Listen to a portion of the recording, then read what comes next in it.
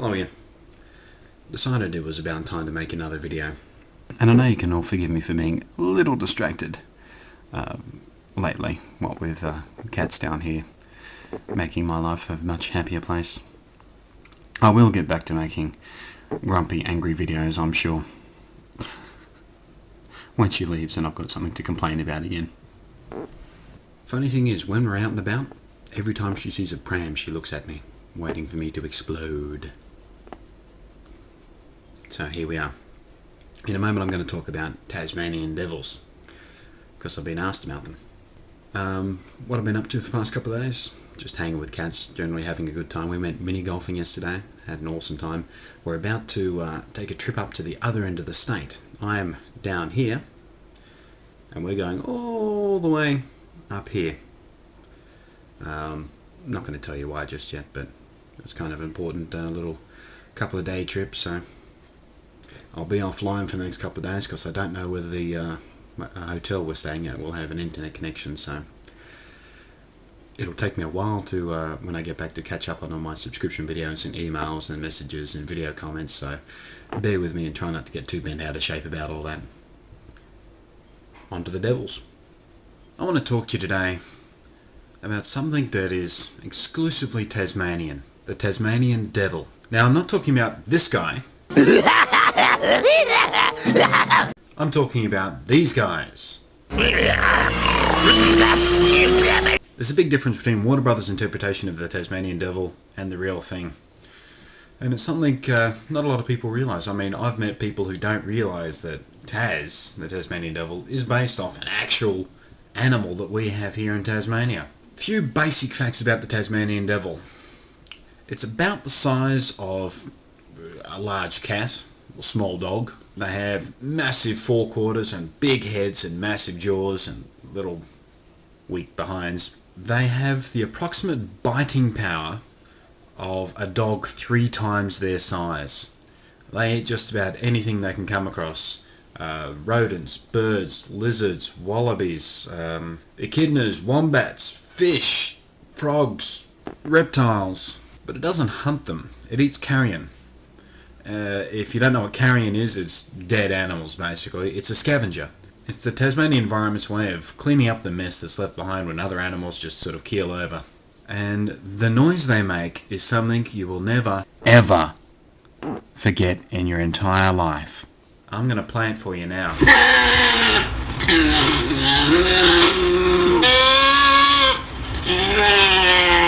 Yeah, that's what they actually sound like. You're beginning to understand why they're called Tasmanian devils now, aren't you? I've always described the sound as the sound Lucifer himself might make if he stubbed his little toe on the bedpost. As of October 2005, the Tasmanian devil officially made it onto the endangered species list. This is not because they've been hunted, or there's not because there's a natural predator eating them all up and things like that. They've got a disease that's striking them down at a great rate of knots, actually, that many scientists are feverishly working on trying to stop.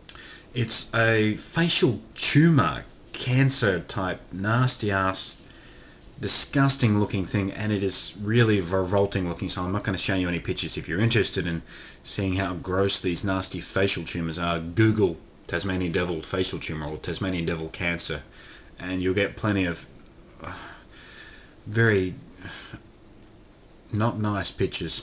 And the thing about this, in every single case, this facial tumour disease thing is fatal. It kills every animal it infects.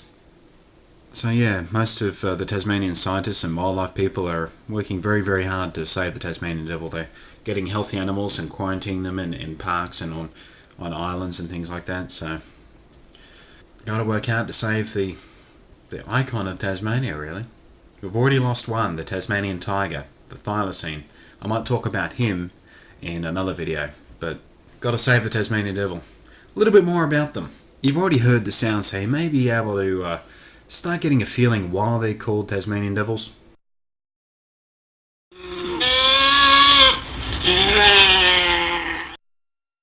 Another reason is their ears, which are bright pink or almost red, flush with blood when you piss them off, so they kind of really sort of glow, and apparently their teeth glow in the dark as well, I've been told. Bright pink insides of their mouths, and they're like that. Really scary looking. Vicious little bastards too. If you're ever in a zoo that happens to have Tasmanian devils, or you come to Tasmania, or you go to one of the wildlife parks, go see Feeding Time at the Tasmanian Devils. Bloody hell, that's another thing you'll never forget. The viciousness, the power of their jaws, it's mind-bogglingly frightening. I'm kind of glad they're not actual active hunters, you know. Be sucked to going for a bushwalk and find one of those little guys attached to your leg.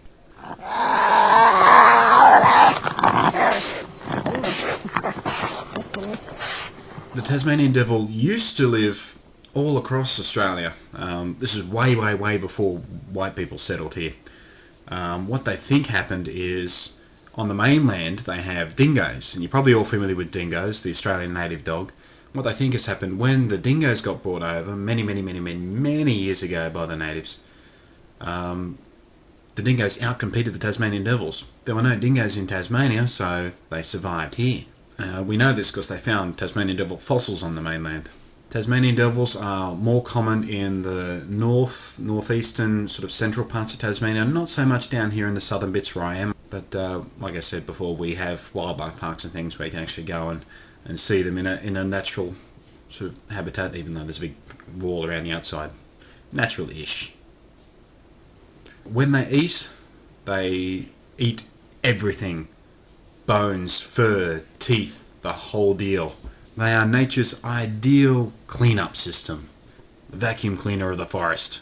They are nocturnal animals, which means they are most active at night, as are most of Australian marsupials. Yes, the Tasmanian devil is a marsupial. If you don't know what a marsupial means, it means it's a mammal that has a pouch like a kangaroo. They give birth to their young, what we would consider very prematurely. They're about the size of a jelly bean. They crawl up inside the pouch and continue to mature there.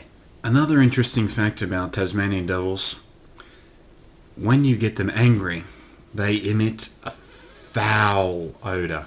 Really revolting. It's even worse when they die.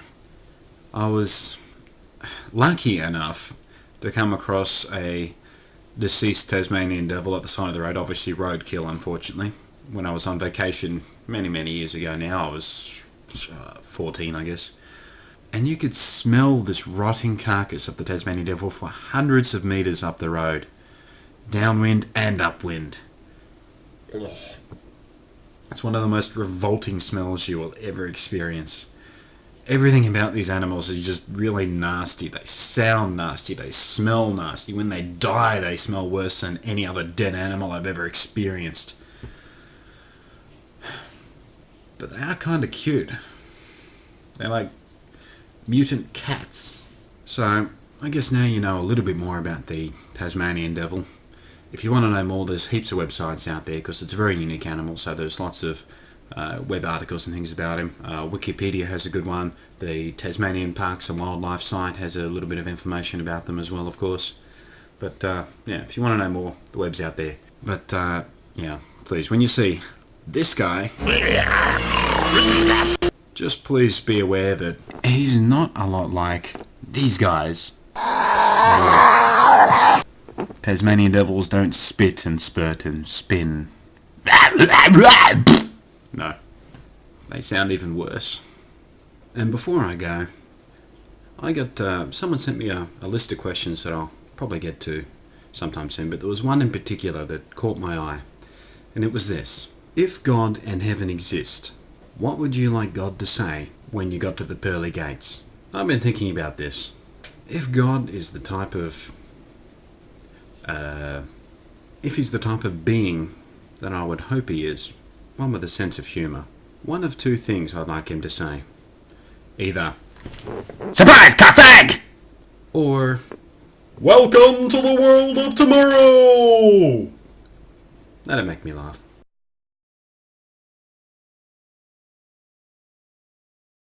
He must have a sense of humour. I mean, look at the platypus. Catch you next time.